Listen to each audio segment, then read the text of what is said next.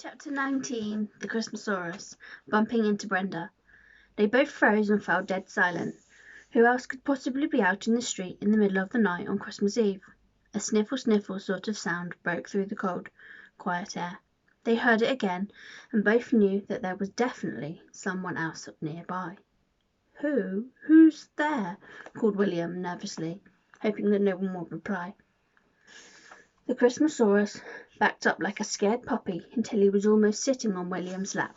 Then they heard it again. Sniffle, sniffle. Someone was crying.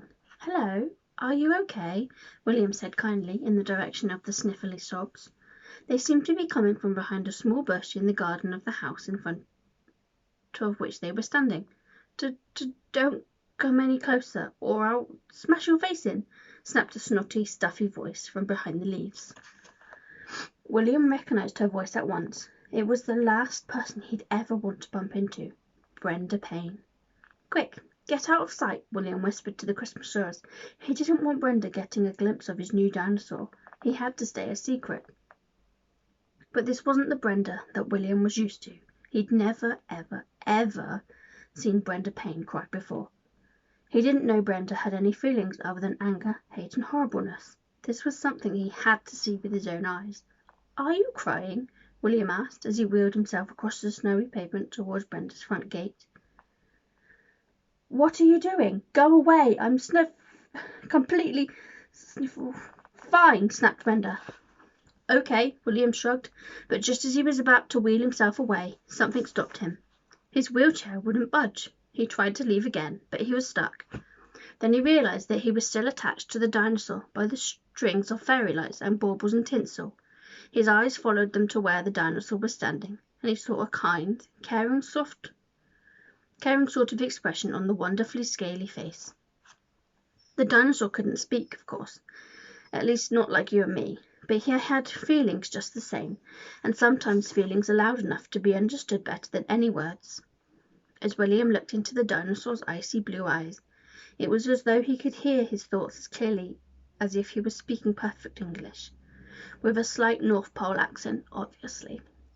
The Christmasaurus huffed with his nose, crisscrossed his eyes, nodded his head in Brenda's direction, and William instantly knew what the dinosaur was saying.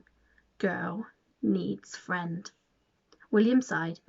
He hated to admit it, but the Christmasaurus was right. Every bone in his body wanted to get as far away from Brenda as possible, but no one, not even Brenda Snotty Pants Payne, deserved to be crying alone in their front garden on Christmas Eve.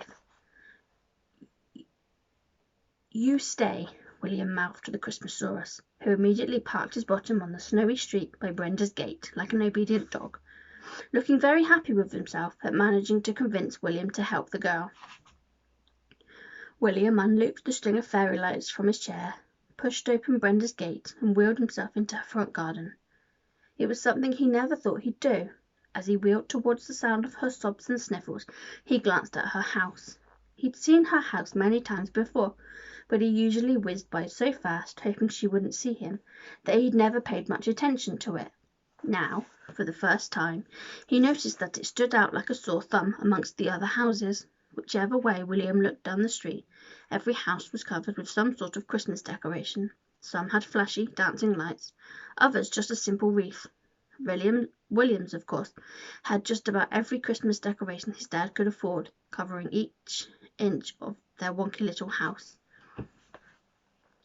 But Brenda's was completely bare, dark, cold, utterly un-Christmassy. Through the window, William could see no sign of a Christmas tree, no Christmas cards at the fireplace, no wreath on the door, and most of all, no presents. Go ahead, laugh. I know you want to, sobbed Brenda. I don't want to laugh at all, said William truthfully. For William, seeing a house looking so normal at this time of year was a little creepy. Why don't you have any Christmas decorations? He asked. If I tell you, you'll hate me, said Brenda. I already hate you, said William, so you might as well tell me.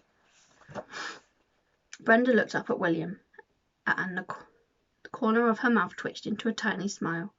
William smiled back, and they both let out a little laugh. That was weird. Don't you like Christmas? Asked William. Of course I do. It's her, Brenda said, as she pointed out at the figure of a woman pacing around inside the house. William recognised her at once. It was the Scroogey lady he and his dad had passed on their way to the post-box a few weeks ago. She was the most serious-looking woman William had ever seen, and had skin as pale as the moon.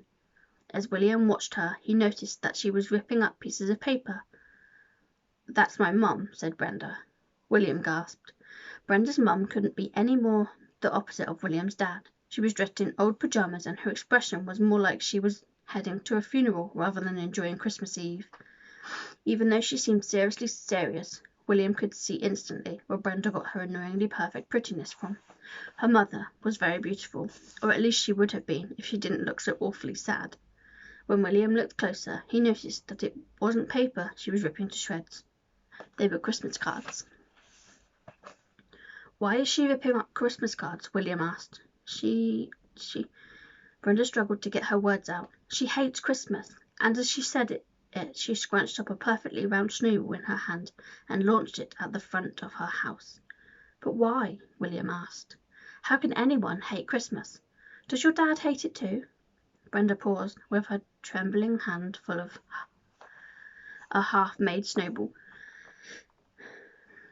"What is it?" asked William, sensing that she was keeping something secret. He glanced quickly at the dinosaur peeping over the wall, who was staring encouragingly back at William. William watched Brenda take a deep breath. Whatever she was about to say was obviously very difficult. "I don't have a dad," said Brenda, just like that. "Oh," replied William. "Well, I do have a dad, but I just don't see him anymore," Brenda explained. "My mum and dad got divorced a year ago. 1 year ago exactly, on Christmas Eve." William looked up at the cold, dark, undecorated house and began to understand. "My mum used to love Christmas, but this year she says it reminds her too much of Dad, so—" Brenda gulped hard and finished rolling the snowball. "So this year she cancelled Christmas." As those awful words left her lips, a single teardrop formed in her eye and fell into the snowball she was holding. She quickly threw it at the wall and made another one. William sat thinking about everything he'd just heard.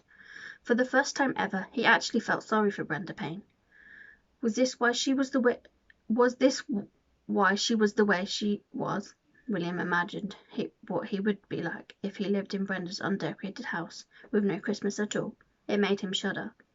"When did your mum and dad get divorced?" Brenda asked. William remembered those nasty things she'd said in school and decided it was about time she knew the truth. "My parents aren't divorced," William said. "My mum died a long time ago." Brenda froze. Her pale cheeks suddenly flushed red. William guessed she was remembering what she'd said too. "It's okay, you didn't know," said William, and he scooped up a handful of snow, packed it into a neat ball, and offered it to Brenda. Brenda was too embarrassed to say anything, but sometimes the right words just don't exist anyway. She just stood there and cried again. William caught a glimpse of the Christmasaurus's eyes peeking over the top of Brenda's wall. The dinosaur looked at Brenda, then back at William, and gave a little nod with his head. "Hug." William screwed up his face. There was no way he was going to give Brenda Payne a hug. Nope. No way. Not a chance. Then he looked at the girl in front of him, crying in the snow. The Christmasaurus snorted like a horse and frowned at William. "Hug." William rolled his eyes. "Okay." He wheeled his chair a little closer to Brenda, who was now crying with her face in her hands. He looked at the dinosaur one last time and gave him a look that meant, "You'd better be right about this." Then he took a deep breath, closed his eyes, leant forward with his arms wide open, and gave the meanest girl in the school, possibly the world, a warm, friendly hug. When he opened his eyes, he was shocked to find that Brenda was hugging him back. Then suddenly they both dropped their arms and stared at the ground awkwardly. "Don't you dare tell anybody about that," said Brenda. "Don't worry, I definitely won't," replied William. Then he saw the corners of Brenda's mouth rise up into a perfect little smile again. "Thanks, though," she said. "I needed that." The Christmasaurus poked his head over and looked at William. "Told you so,"